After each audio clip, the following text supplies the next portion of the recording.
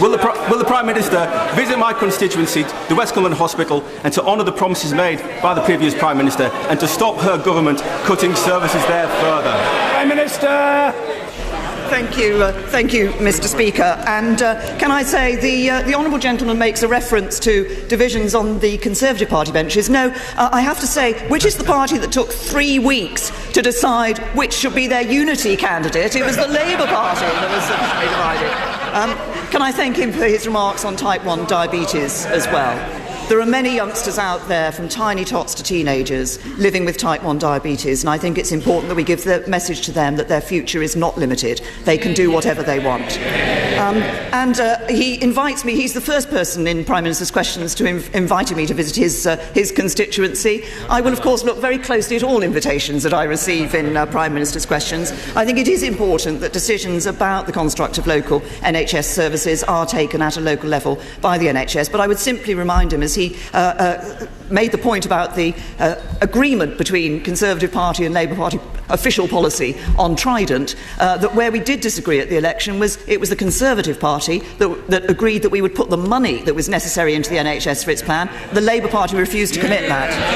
Nusrat Ghani. Thank you, Mr. Speaker. Extremism takes many forms, from the atrocity in Nice to the violent murder of Kandil Baloch by her own brother in Pakistan, justified as an honour killing. There were 11,000 incidents of these self-styled honour crimes in the UK over the last 5 years. Does the Prime Minister agree that such crimes are in fact acts of terror, not honour, and will she therefore direct that her new government shows the lead by ending the use of the word honour to describe these vile acts in order to stop any legitimacy to the idea that women are the property of men? My honourable friend has raised a very important issue, and an issue that I think resonates across this whole House. And she's absolutely right. Extremism does take many forms. That's why in the government's counter-extremism policy, we're looking very widely across the breadth of issues of extremism, including looking at tackling the root causes of some practices within communities, such as the so-called honour-based violence. And just to say, I absolutely agree with her. There is absolutely no honour in so-called honour-based violence. It is violence and a criminal act, pure and simple. Julie Cooper. Thank you, Mr. Speaker. I too would like to welcome the Prime Minister to our first Prime Minister's Question Time. And I would like to ask her if she will listen to the head teachers of the excellent primary schools in my constituency. They tell me that the recent unprecedented changes in primary education, including the new SATs, have led to negative impacts on the learning outcomes of the children. Will she urge the new Secretary of State to take these concerns forward and to listen and make some useful changes? Prime Minister. Well, I thank the honourable lady for her welcome to me in my new position. I think that getting education right is absolutely crucial if we're going to ensure that people can take up the opportunities that they deserve, but also have the aspiration to take up those opportunities. Obviously, my right honourable friend, the new Education Secretary, will be looking across the board at the education provision that is in place. We've made some important changes already over the last 6 years that are improving the quality of education, that mean more children are actually getting the quality of education they need. But of course there is more for us to do, and we will be looking at that. Mr. Andrew Stevenson. Thank you, Mr. Speaker. In my constituency, aerospace is of vital importance, with Rolls-Royce employing over 1,000 people at their sites in Barnoldswick. But aerospace isn't just important to Pendle, it's important to the whole UK economy. So will the Prime Minister congratulate all the companies who attended the Farnborough Air Show last week on the deals they signed, and will she agree with me that with nearly £100 billion of trade deals already done this year, it shows that Britain is very much still open for business? Well, my honourable friend is absolutely right that Britain is open for business, and I know what an important role the aerospace industry plays in his constituency, as he says, with his reference to Rolls-Royce, but also in other constituencies across the country, and the importance of the Farnborough Air Show. And my honourable friend, the member for Aldershot, was telling me last night what a great air show it was. Of course, the government committed at Farnborough to provide a new £365 million fund for research and development to ensure that we retain our leading position in this sector. And as he said, there are a significant number of trade deals already signed. That shows Britain's open for business, and I would encourage other companies to go out there and get that business. Catherine McKinnell. Thank you, Mr. Speaker, and I too wish to welcome the Right Honourable Lady to her place. Newcastle Airport was voted best in Britain this week, but the good news they are really waiting for is a decision on Heathrow expansion. The Prime Minister knows that Britain needs to be open for business, so will she do better than Dithering Dave and give us a decision without delay?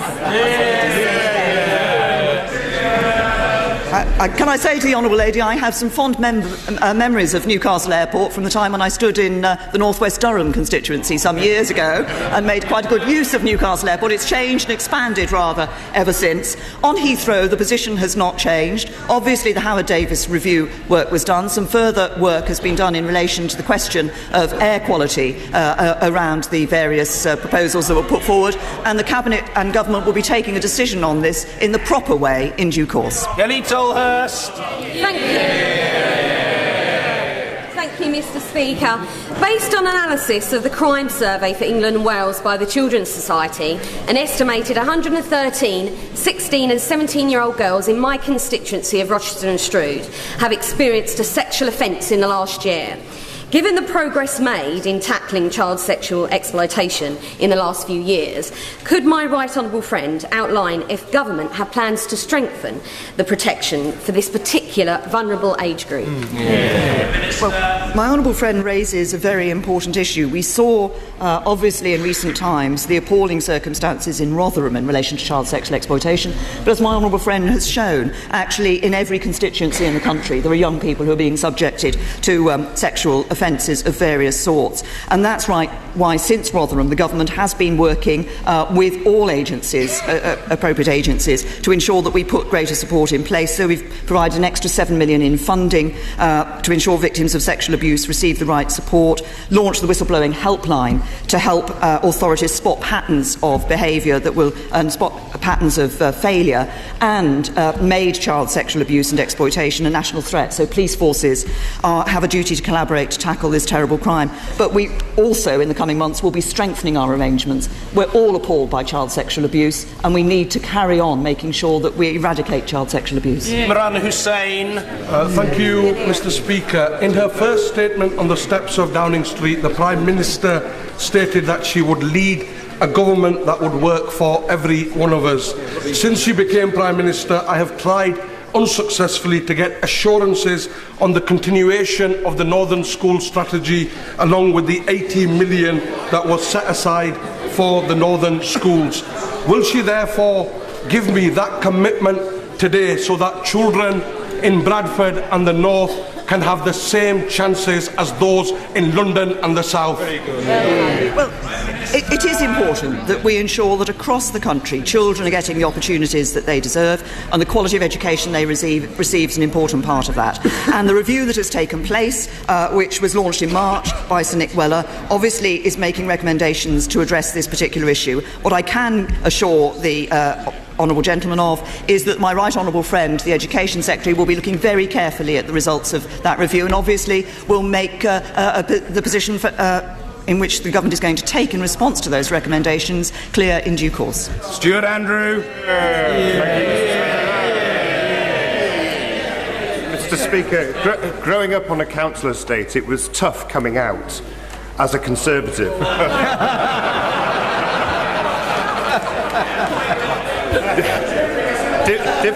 Difficult as it was, I understood then, as I do now, that it's only a Conservative government that delivers real social mobility.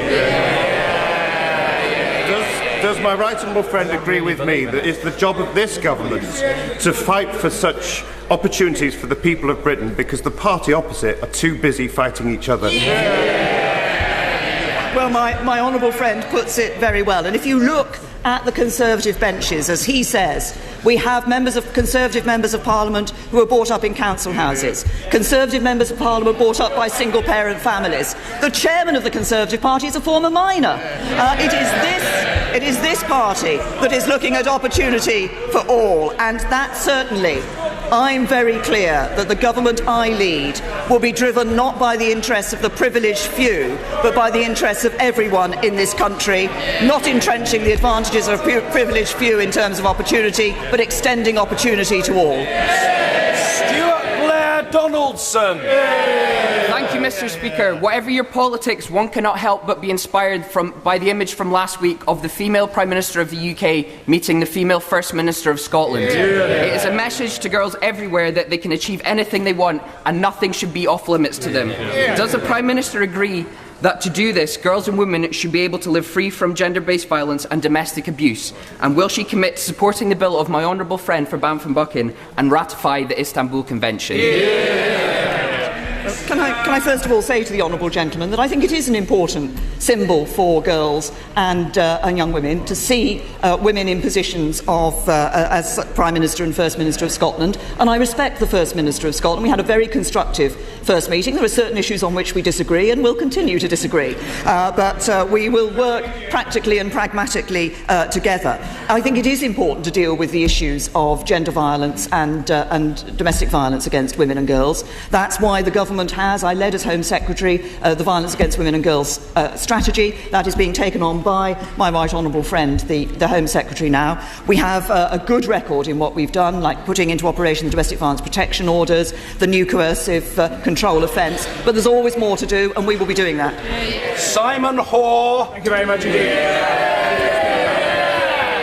Can I welcome my right honourable friend to her place? And if it's not too untoward to say, I would declare it as game, set and match to her this afternoon. Could I tell my right honourable friend that last week when I met local NFU representatives in North Dorset, they understood precisely what we were doing and delivering about Brexit, but were keen to ensure that the needs of agriculture and British farmers are front and centre in those discussions and that their interests are not neglected. Can I invite my right honourable friend to make that commitment today? I'm very happy to make the commitment that as we look at the position that we will be taking in the negotiations for the UK leaving the European Union, we will be consulting widely. I recognise that agriculture is a sector that is particularly affected by Brexit, and I can assure my honourable friend that we will be consulting with and listening to the views of farmers and others involved in the food industry and agricultural sector. Mr. Barry Shearman. Mr. Speaker, can I congratulate the Right Honourable Lady on becoming Prime Minister and gently remind her of the conversation we had a few weeks ago when I said she was going to come through the middle and trounce the men standing for that position. So I was right. I also said I was going to put some. I also said I was going to put some money on her. Unfortunately, Mr. Speaker, I never got round to it because the odds were very good at the time. But can I ask the Prime Minister a very serious question about the younger generation, the millennials? So many of them in our country believe that they are citizens of Europe. They had the ability to travel, to work, and to be true Europeans. Will she soon give them her vision of how that reality as European citizens can be delivered even in the present circumstances? Well, I thank the honourable gentleman. I do indeed remember the conversation where he said that I would, as he put it, trounce the men. I have to say, of course, the Conservative Party came up with an all-woman shortlist without being required to do so.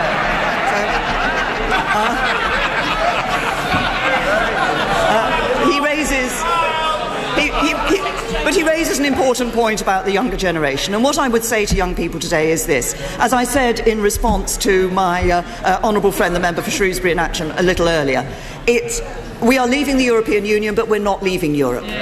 We will be setting out what our negotiating position in relation to the relationship with the European Union when we leave will be over the coming weeks and months. But I would also say this to the young people that he talks about. Actually, we shouldn't be limiting their opportunities and their horizons by just looking at Europe. This country will be making a success of Brexit because we will be out there in the world as an outward-looking, expansive country with opportunities around the globe. Mr. Philip Davis. Can I very warmly welcome the Prime Minister to her post. Unlike dithering Barry opposite, I did place a bet on her becoming the next leader. And I apologise, Mr. Speaker, for clearly having my phone off when she was calling me to join her government. The reason why the people of Yorkshire overwhelmingly voted to leave the European Union was largely due to controlling immigration. Can the Prime Minister reassure the people of Yorkshire that when we finally do leave the European Union, she will insist on keeping her original promise to get the immigration figures down into this country to the tens of thousands? I say to my honourable friend that I am very clear that the vote that was taken in this country on the 23rd of June sent a very clear message about immigration, that people want control of free movement from the European Union, and that is precisely what we will be doing and ensuring that we get in the negotiations that we will be undertaking. I also remain absolutely firm in my belief that we need to bring net migration down to sustainable levels. The government believes that that is tens of thousands. The government believes that that is tens of thousands. It will take some time to get there, but of course now we have the added aspect of those controls that we can bring in relation to people moving from the European Union. Finally, Mr. Tim Farron. There you go. So, thanks. Well, you're all, Mr. Speaker, you're all very, very kind. Can I genuinely, warmly welcome the Prime Minister to her position and reflect that she has come a long way since we were on the hustings together in North West Durham. She will reflect that she is possessing greater support in this chamber than either of us got in Concert Working Men's Club. Today, there are reports that the new Brexit unit will be hiring lawyers at the cost of £5,000 per head per day. So can I ask the Prime Minister whether she'll be using the mythical £350 million to pay the legal fees, or is that still penciled in for the NHS, as promised by her cabinet colleagues who campaigned for leave? Very good. I think it's absolutely right that we create a new department to focus on the work of negotiating the United Kingdom leaving the European Union, and that department will need to have the expertise necessary to undertake those negotiations. And I say to the Right Honourable Gentleman, I'm very happy to remember the days that he and I spent campaigning in that Parliament, in that general election in North West Durham. Little did the voters of North West Durham know that the two candidates, unsuccessful candidates in that election, would become leaders of two of this country's political parties. Although, as I would point out to the Right Honourable Gentleman, my party is a little bit bigger than his is.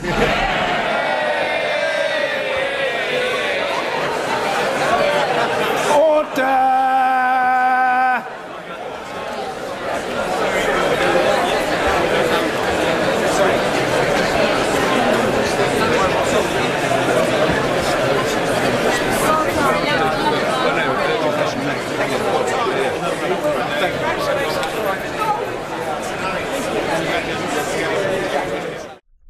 The Republican National Convention continues live on C-SPAN tonight at 7:30 Eastern. Some of the speakers: radio talk show host Laura Ingraham, Wisconsin Governor Scott Walker, former presidential candidates Senators Marco Rubio and Ted Cruz, as well as the GOP vice presidential nominee Mike Pence. If you were attending the convention, this is what it would look like.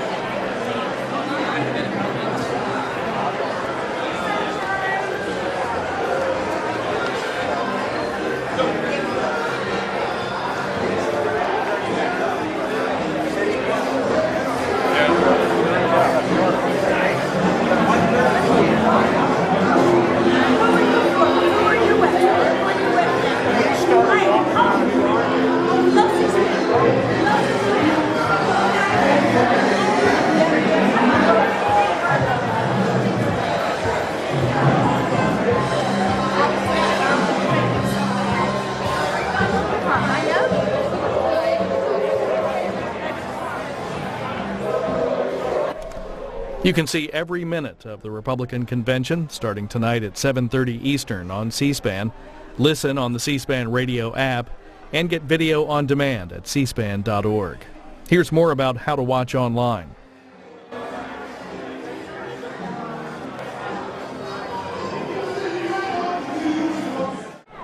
CIA Director John Brennan said he would have to be fired before using torture as an interrogation tactic. He spoke yesterday at a discussion hosted by the Intelligence and National Security Alliance in Washington, D.C. Director Brennan was responding to a question about statements by Donald Trump that as president he would direct agencies to use enhanced interrogation tactics against suspected terrorists. This is an hour.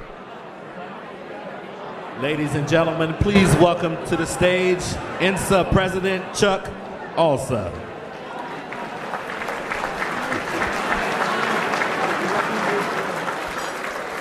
Okay. I'm going to get you quieted down here. This is the most responsive audience ever, okay? Give yourself a hand.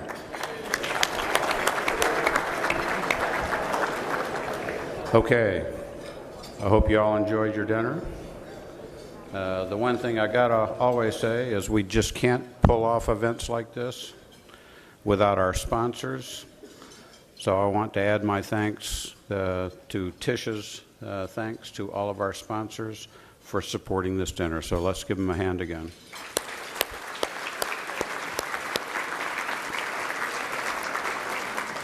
So it is my pleasure, when we do these sponsorship things, to invite and introduce Jill Singer, who is a Senior Vice President with AT&T, to introduce our speakers. Jill is Vice President for National Security at AT&T Government Solutions. She has extensive experience in government and industry. Her last two government posts were as CIO for NRO and Deputy CIO at CIA. Jill's also a member of the INSA Board of Advisors. So Jill, thank you for your support. Thank you for AT&T support. And come on up and introduce our speakers.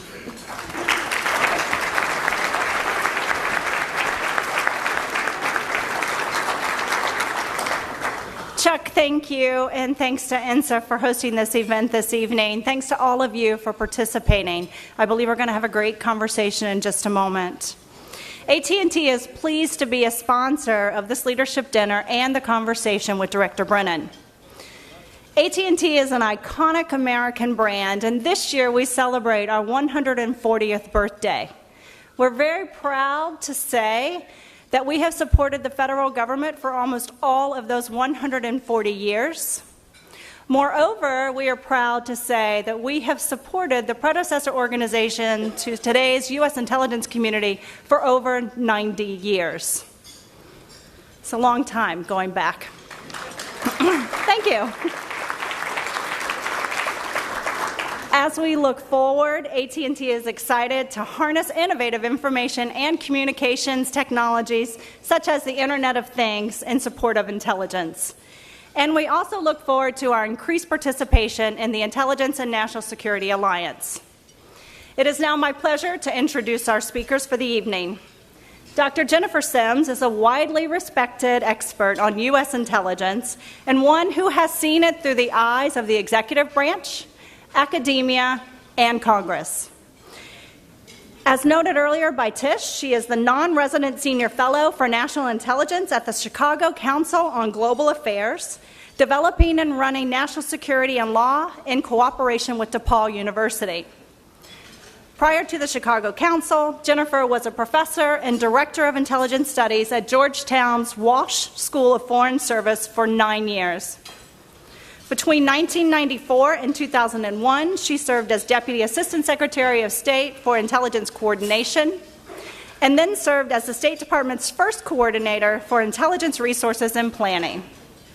Jennifer received the IC's highest civilian honor, the National Distinguished Service Medal, in 1998 for her work at the State Department. Now my pages are stuck together momentarily. Prior to the State Department, Jennifer served as Defense and Foreign Policy Advisor to Senator John Danforth and the Senate Select Committee on Intelligence. That was from 1990 to 1994. She received her bachelor's from Oberlin College and her master's and doctorate in European politics and national security policy from the School of Advanced International Studies at Johns Hopkins. Dr. Sims, thank you very much for being here and moderating. Joining her on stage,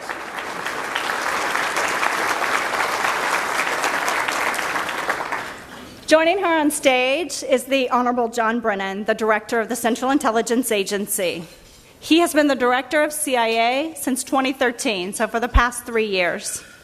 During his tenure, Director Brennan has initiated a sweeping modernization, including the agency's first new directorate in over 50 years, the Directorate of Digital Innovation, which will position the CIA to optimally carry out its mission in the digital domain of the future.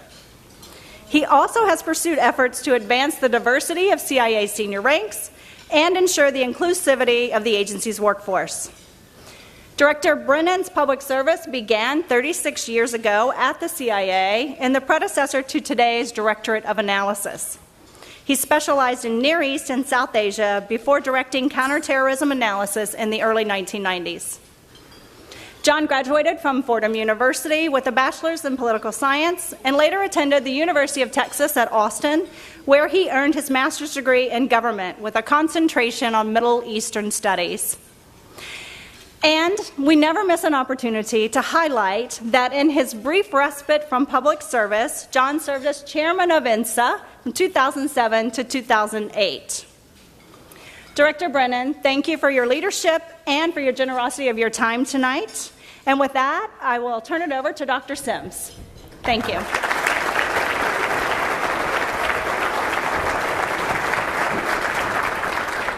Thank you so much for that wonderful introduction. It really warms my heart to be back with INSA, an organization that I think does fabulous work binding industry with government and intelligence professionals in academia.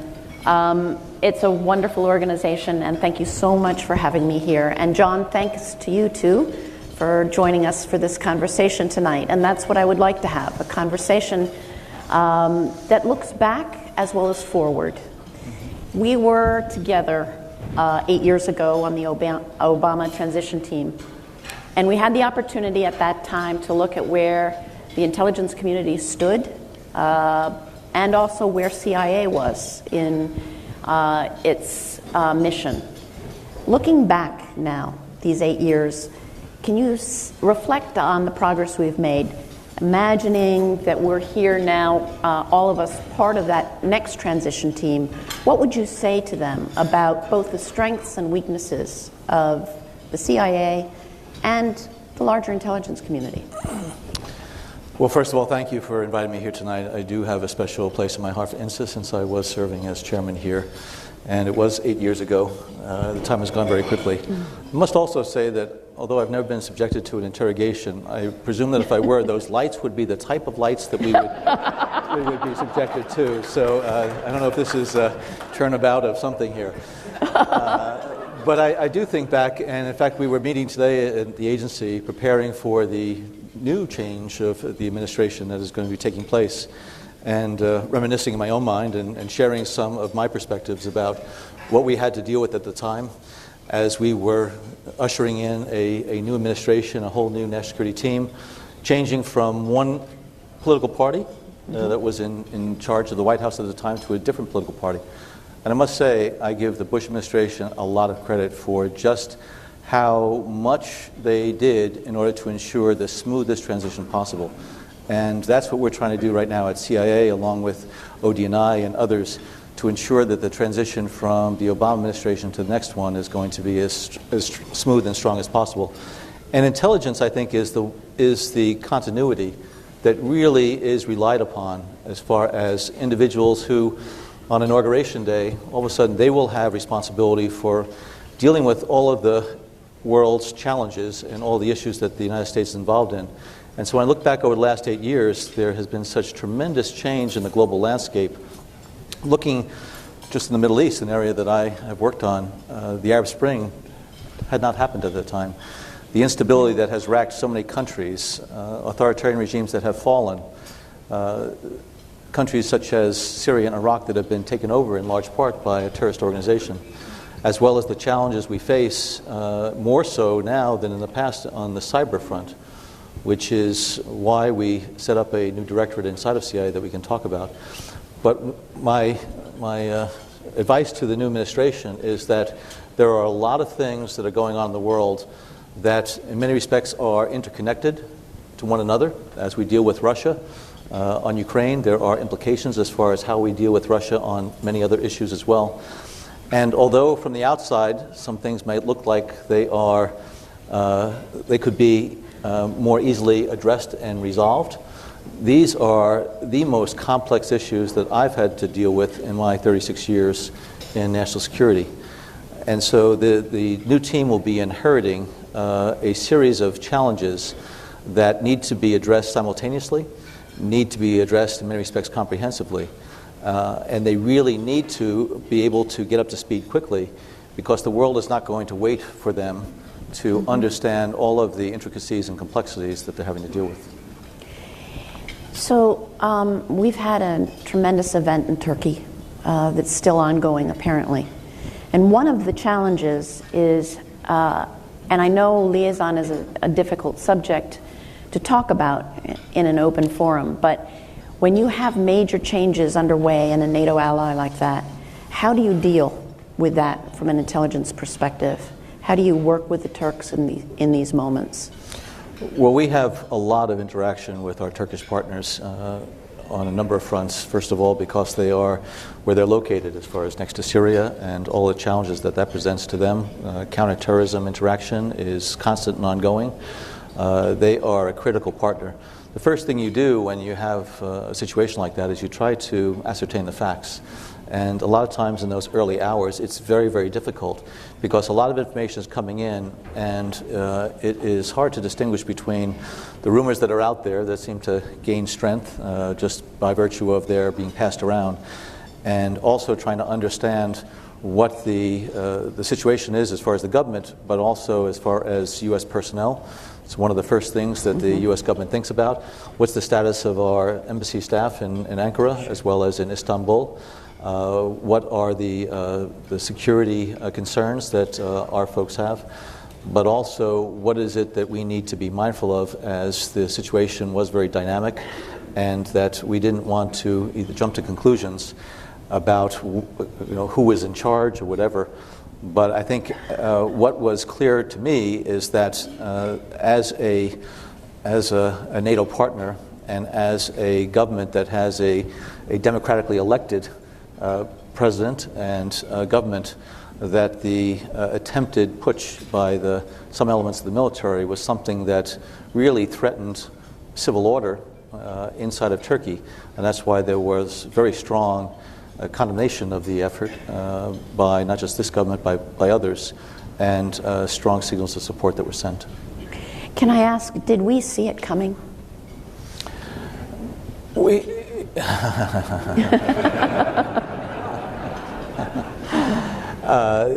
There have been a number of developments in the Turkish political scene over the last several years, with now President Erdogan, previously Prime Minister Erdogan, with the consolidation of power and authority. It also sits astride a very unsettled area, and with the challenges that the PKK and the Kurdish terrorists present to Turkey. So we know that there have been stresses and strains on the government, and there has been a number of actions that the government has taken to try to address some of what they perceived as opposition domestically. So we were aware of the pressures that the government was under, as well as some of the sentiments that people expressed. But we made sure that our policymakers were kept informed about developments in Turkey, and that's where most of our intelligence assessments go, as opposed to here.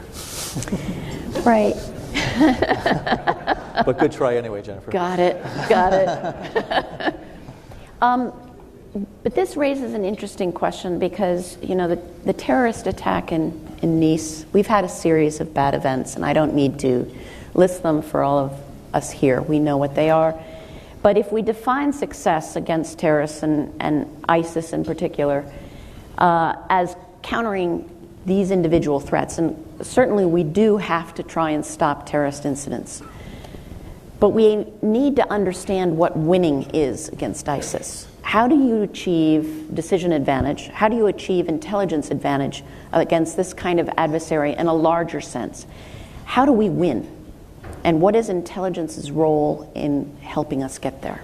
Well, this phenomenon right now of ISIL is much different than Al-Qaeda ever was, given the sheer numbers of individuals who are involved in the organization, both in Syria and Iraq, as well as in the franchises around the world. Its growth was quite fast and expansive, and there's a phenomenon that's going on right now in the region that has taken full advantage of the unstable environment. You're right, there is the need for both the tactical and the strategic. And I think what is going to allow us to prevail, and prevail we will, is persistence and determination and attacking the organization, both downstream as well as upstream and things in between. There is a need for just constant effort to try to uncover and uproot what ISIL has sent out, either in terms of operatives, foreign individuals who have served in foreign fighters units inside of Syria and Iraq, but also to try to deal with their propagation of their venomous narrative in the internet. So this is going to, I think, take a number of years. It's not something that's going to go away quickly. I think the most important thing for us to do in terms of getting ahead of it from a strategic perspective is taking away its basis, which is in Syria and Iraq. They've controlled territory, they have revenue. It allows them to use this as a basis for their continued efforts worldwide. We're making, I think, significant progress there. They've already heralded some additional setbacks that they're going to experience. Sending word to their people that despite those military reverses, they're going to continue to engage in the types of activities that they have outside of the Middle East. So this is going to take constant effort, and as good as CIA is and good as the U.S. is, we have to work very closely with our partners in Europe and the Middle East. There needs to be an international effort and an architecture, which means sharing information, so that we're able to identify individuals that might have plans to carry out these devastating attacks, but also find out who is some of the masterminds behind orchestrating these attacks. And inside of Syria, in Raqqa, which is one of the major cities in northeastern Syria, that is the place where a lot of the external plotting takes place. So there is a multidimensional and a multiple geographic area effort to do as much damage to ISIL. At the same time, a lot of the factors and conditions that led to its growth need to be addressed. So it's not just a question of trying to destroy and dismantle as much of ISIL as possible in places like Iraq and Syria. It's trying to address some of those sectarian tensions, as well as those deep-seated feelings of alienation that a number of the communities have there. And so the government in Baghdad, the government in Damascus, really needs to be seen as much more representative of the peoples of those countries.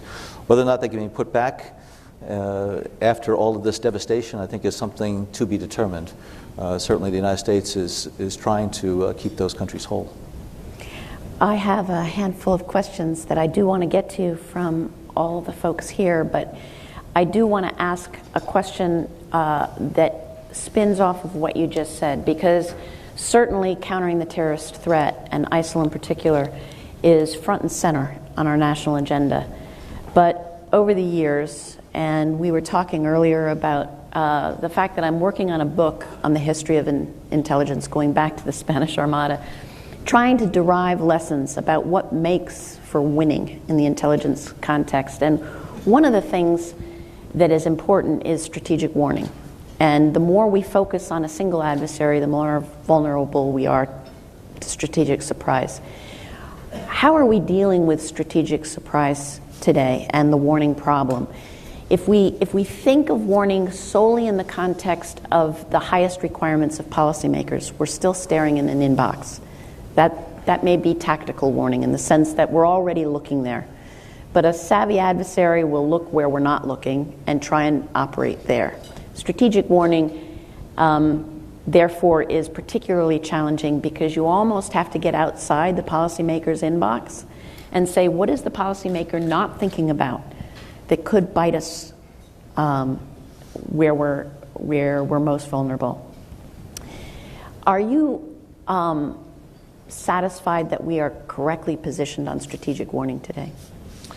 I've come to realize that the world is a very big place and that the United States is the world's sole superpower. From a political, economic, military perspective, no matter what happens anywhere on this globe, the United States is looked to help to try to address the problems that are there. No other country has either that potential capability as well as that reputation, as well as being looked to. So while we're dealing with the situation in Syria and Iraq or Libya or North Korea, we also have to be worried about what's going on in Venezuela. Is it close to some type of implosion? Or what's going on in the Central African Republic?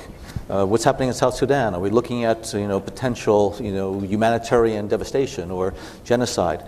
And so the CIA, which has a global responsibility, we are frequently the organization working with our partners in the intelligence community that is asked for what's happening, because we have people around the globe. We have relationships with security services around the globe.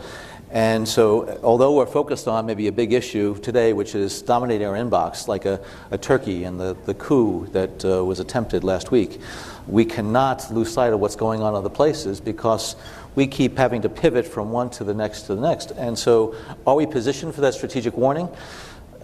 The demands have gone up. The demand signal has gone up as far as what the policymakers want from intelligence in terms of the insight, the knowledge, the information about what the situation is, what the opportunities are, what the dynamics are that are underway. And what we need to do is to make sure that we're able to optimally utilize our resources so that we have as much coverage as possible on all these issues, regional, country, functional, which is why we decided as an organization last year that we were going to restructure, because I am a very strong believer that integration of effort and capability and expertise and tools will give you much greater ability to address multiple issues simultaneously. And I felt that the organization structure of CIA was not optimally configured to give us that. And I think this is going to allow us to have a better opportunity to ensure that the various regions of the world have constant attention of CIA officers who are working together to identify what might be over the horizon.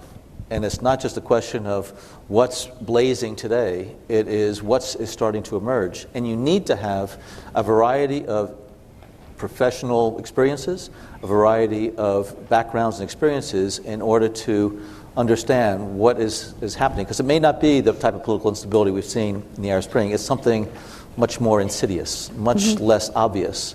And the agency, working with our great partners at NGA, NSA, and others, are able to, I think, keep a watch over these areas and see if we can pick up, some of those early indicators.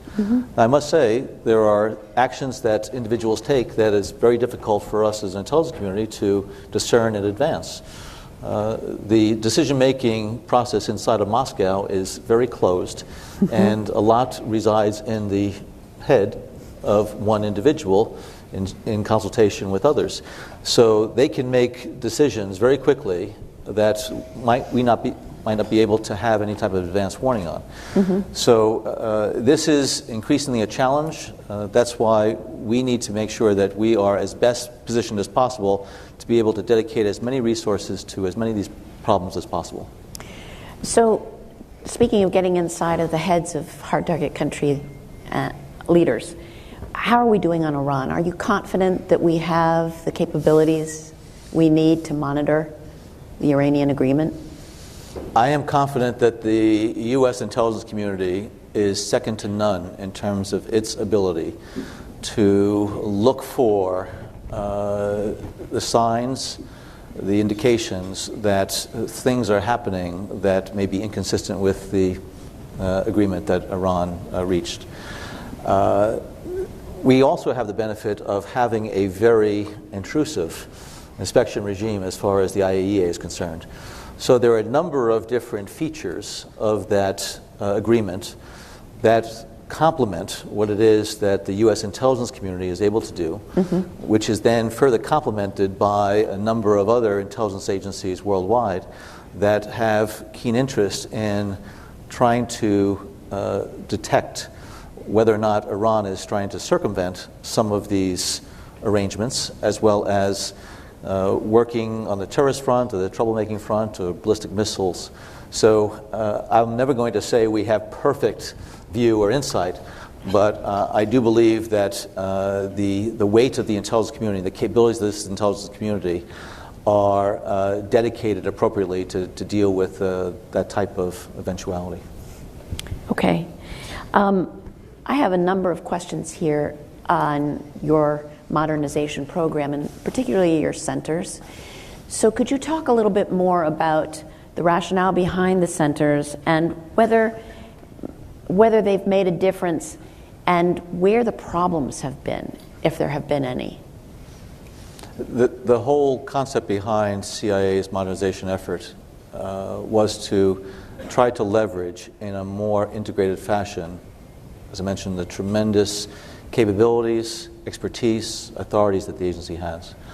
Having worked at the agency in my first stint for 25 years and then working with it from the White House and now, I felt that the CIA's structure, which was really started in the 50s and in the early 60s and has stayed with the directorate structure, did not allow our officers to be able to interact with one another in a way that I believe is very empowering. I had some great opportunities throughout my career working in CIA's Counterterrorism Center and then working as part of the National Counterterrorism Center stand-up to be part of efforts where you have people from different backgrounds, different agencies and departments who have different data sets and different ways to look at things. When you bring them together, I found it to be very enlightening for the people who were part of that team. We do it when there's a crisis. We form a task force. We bring those people together and we say, okay, we need to have the type of speed and integration of effort to deal with this crisis. Well, if we need it for a crisis, why aren't we doing it on a regular basis? Because to me, we're facing crises on a regular, every day. The military went through the process with Goldwater Nichols back in the 80s. I can't imagine what the U.S. military would be like right now if we still had separate services operating independent of one another. The combatant command structure, that integrated command, really, I think, demonstrates that we can gain more from those individual parts if we're able to integrate them in a common mission. So I know people have raised questions about, well, you're bringing analysts together with, case officers or operations officers, and is that going to affect the integrity and objectivity of analysts?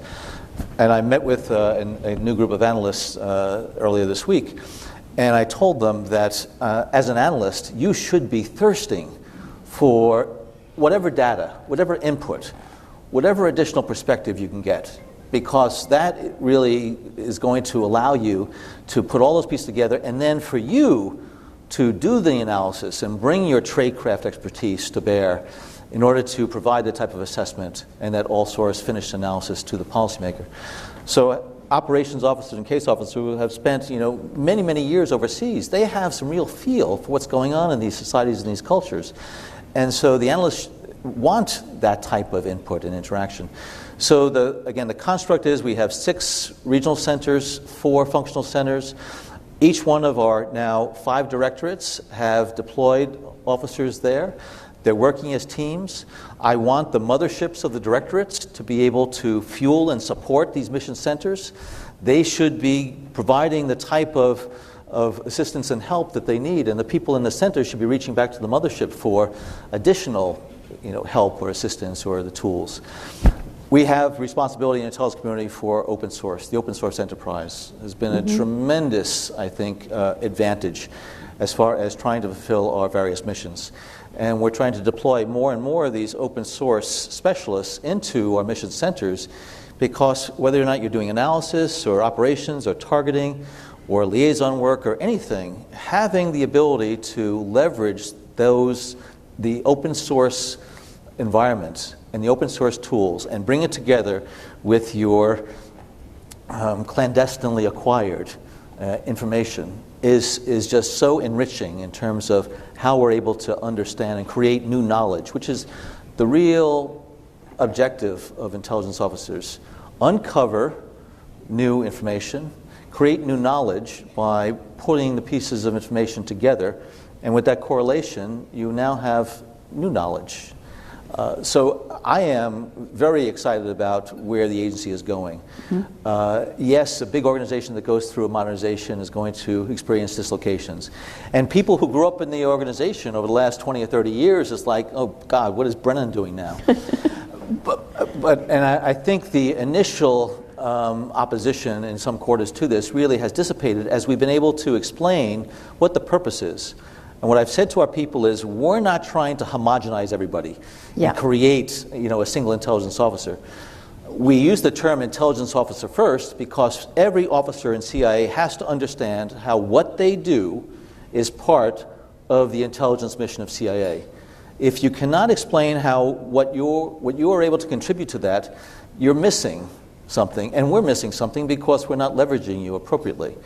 So I think as people have come to understand that this truly is an empowering organizational structure, I certainly believe it is, I think we have seen more and more people say, let's see if we can work in this team environment in order to accomplish our all-source analysis mission, our clandestine collection, both human and technical, our counterintelligence mission, our covert action mission, and I include a fifth mission in here, which is our liaison mission, because CIA has tremendous responsibility to interact as robustly as possible with all of these intelligence security services around the world, whether we're dealing with terrorists or proliferators or instability.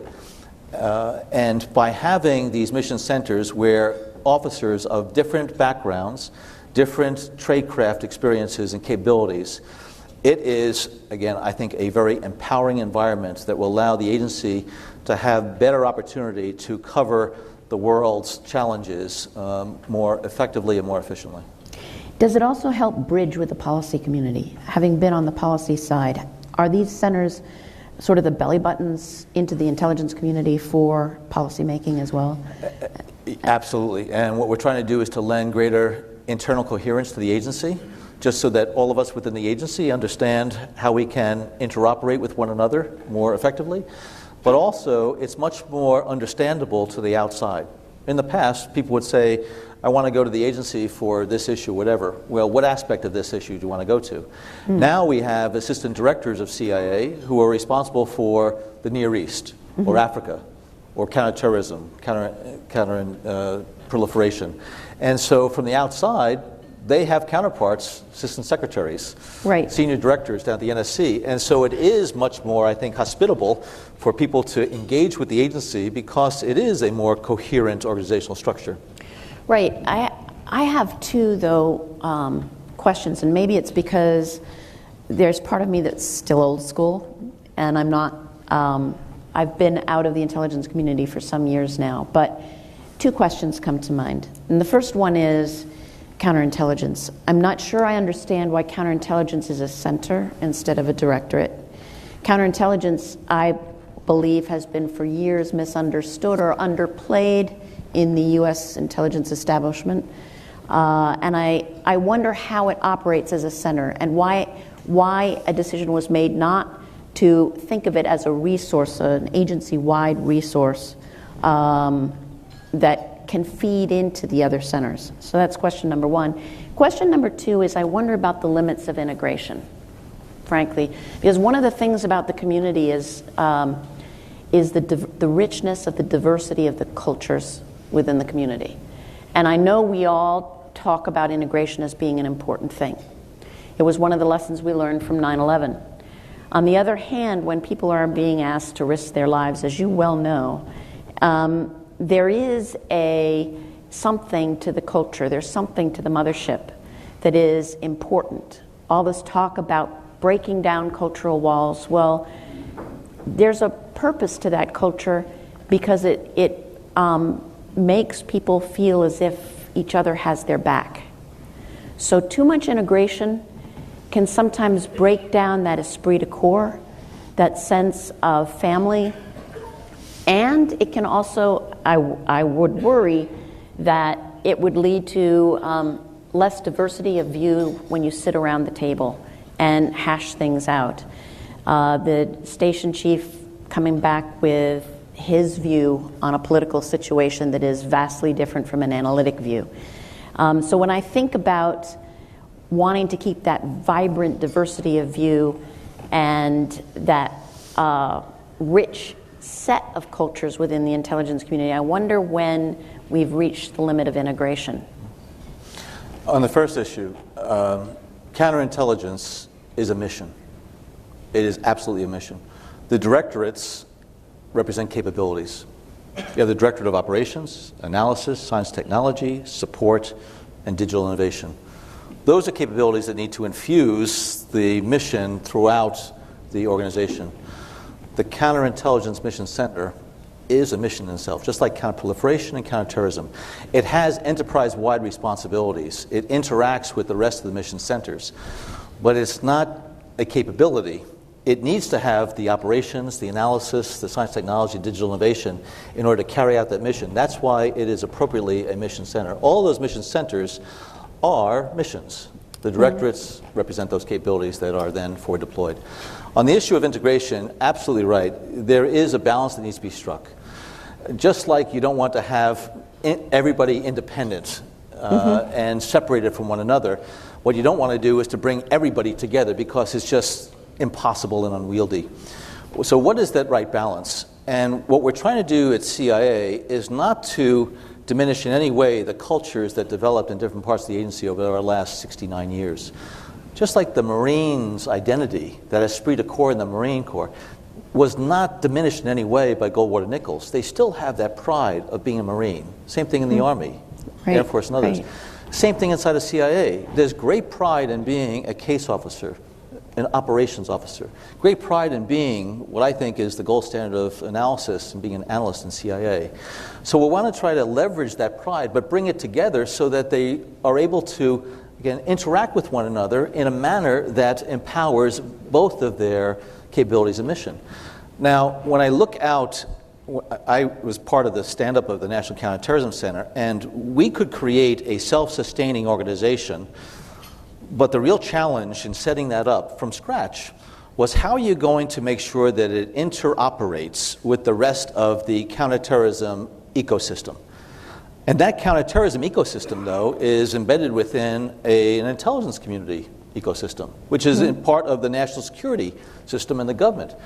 So the real challenge looking out, and the next administration is going to have this certainly in spades, how are you going to ensure that you design the system so that you have the optimal advantage of the capabilities, the networks, the authorities, the nodes, the expertise that resides in the U.S. government that is bigger than any other government, that has tremendous capability.